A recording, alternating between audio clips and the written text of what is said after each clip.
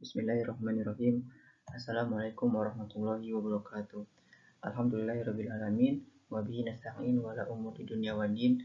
Wassalatu wassalamu ala asrafil anbiya'i wal mursalin wa ala alihi wa sahbihi ajma'in. Amma ba'd.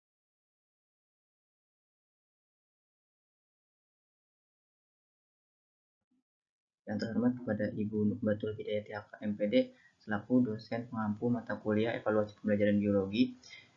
Saya Muhammad Firman Pamungkas dengan NPM 1911060123 dari kelas D akan memaparkan hasil makalah saya yang berjudul Literasi Asesmen dan Analisis Pokok Uji.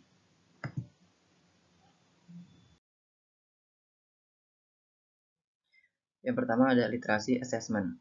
Literasi assessment merupakan kemampuan dalam memahami prinsip-prinsip dasar asesmen yang berkualitas dan bertindak sesuai tujuan pembelajaran yang dirancang dengan mengupayakan penggunaan yang seimbang berbagai asesmen alternatif. Selanjutnya, semua asesmen tersebut digunakan sebagai pemandu dalam mengambil keputusan dan sebagai alat bantu mengajar atau teaching tools untuk memanusiakan peserta didik. Orang yang mampu melaksanakan penilaian dan memahami prinsip dasar penilaian disebut assessment literate. Literasi asesmen juga mencakup pengetahuan tentang seberapa sering asesmen dilakukan, apa yang harus dinilai, dan bagaimana mempersiapkan siswa untuk dinilai.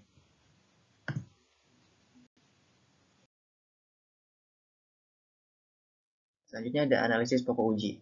Analisis pokok uji merupakan suatu teknik untuk menganalisis soal tes. Adapun aspek analisis pokok uji meliputi validitas, reliabilitas, tingkat kesukaran, daya beda, dan distraktor.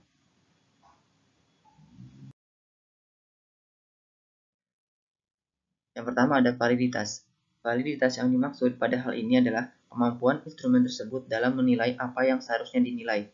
Tinggi rendahnya validitas instrumen dapat dihitung dengan uji validitas dan dinyatakan dengan koefisien validitas.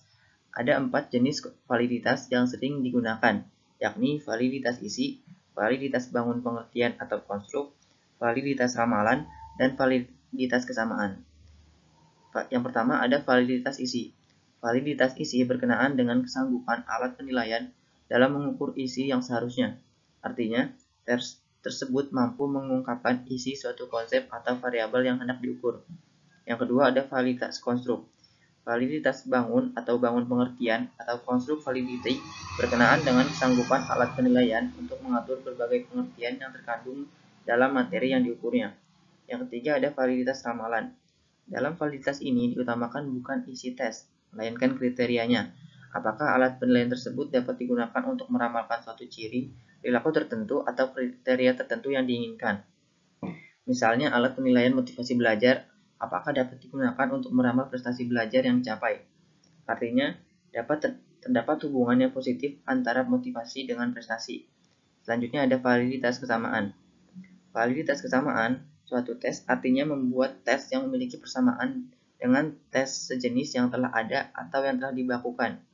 Kesamaan tes terlingkupnya abilitas serta waktu yang diperlukan, sehingga validitas kesamaan suatu tes adalah melalui indeks korelasi berdasarkan perhitungan korelasi. Selanjutnya ada reliabilitas. Reliabilitas merupakan penerjemahan dari kata reliability yang mempunyai asal kata really dan ability. Pengukuran yang memiliki reliabilitas tinggi disebut pengukuran yang reliable. Reliabilitas memiliki istilah lain seperti keterpercayaan, keterhandalan, keajegan, kestabilan, dan konsistensi. Selanjutnya ada tingkat kesukaran. Dalam Saifuddin Azwar mengatakan bahwa tingkat kesukaran butir soal adalah proporsi antara banyaknya peserta tes yang menjawab butir soal dengan benar dengan banyaknya peserta tes. Hal ini berarti semakin banyak peserta tes yang menjawab butir soal dengan benar, maka semakin besar indeks tingkat kesukaran, yang berarti makin mudah soal itu. Sebaliknya, semakin sedikit peserta tes yang menjawab butir soal dengan benar, maka soal tersebut semakin sukar. Angka indeks sukaran item dapat diperoleh dengan rumus P sama dengan NP per N, di mana P sama dengan proporsi atau proporsa atau angka indeks kesukaran item. NP merupakan banyaknya testi yang dapat menjawab dengan benar terhadap butir item. N merupakan jumlah testi yang mengikuti tes hasil belajar. Adapun kriteria dan interpretasi dari indeks kesukaran sebagai berikut. Besarnya P kurang dari atau sama dengan 0,30 itu soal terlalu sukar. P 0,30 sampai 0,70 soal cukup atau sedang. Untuk besar P lebih dari 0,70 interpretasi terlalu mudah. Kriteria dan interpretasi dari indeks kesukaran dilihat dari nilai P. Semakin mendekati 0, maka soal semakin sulit. Dan P semakin angka 1, mendekati angka 1, maka soal terlalu mudah.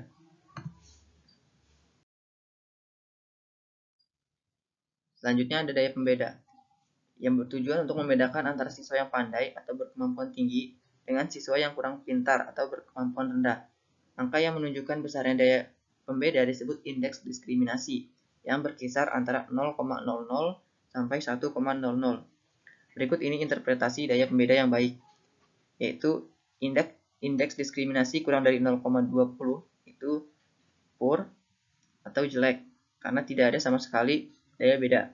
Untuk indeks diskriminasi 0,20 sampai 0,40, satisfactory atau butir item telah memiliki cukup daya beda atau sedang. Untuk indeks diskriminasi 0,40 sampai 0,70 itu good atau butir item telah memiliki daya beda yang baik, dan 0,70 sampai 1 itu excellent. Butir item memiliki daya beda yang baik sekali.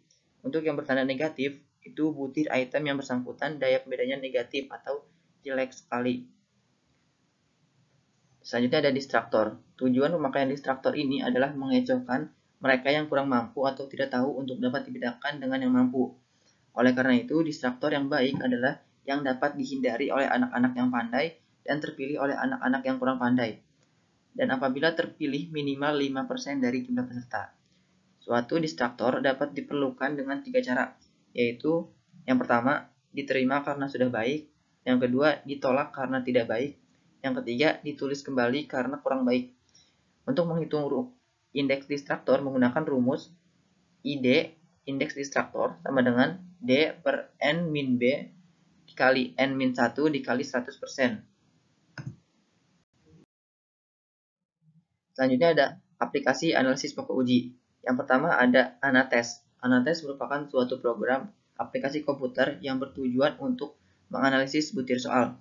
Program ini sangat bermanfaat khususnya bagi para guru, umumnya para pemerhati evaluasi pendidikan. Fasilitas dalam program Anates meliputi ada penyekoran data dan ada pengolahan data.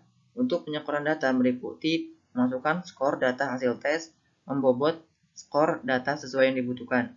Untuk pengolahan data meliputi reliabilitas, kelompok unggul dan asor, daya pembeda, tingkat kesukaran, korelasi skor butir dengan skor total, kualitas pengecoh atau distraktor. Aplikasi yang kedua itu ada SPSS. SPSS merupakan program software yang bertujuan untuk menganalisis data dan melakukan perhitungan statistik, baik parametrik maupun non-parametrik. SPSS memiliki kemampuan analisis statistik yang cukup tinggi, karena selain memberi kemudahan dalam perhitungan, juga mampu menganalisis penelitian dengan variabel yang lebih banyak. Terima kasih, itulah yang dapat saya sampaikan. Kurang lebihnya mohon maaf. Jika ada salah kata saya mohon maaf. Kepada Allah saya mohon ampun. Wabillahi taufiq wal hidayah. Wassalamualaikum warahmatullahi wabarakatuh.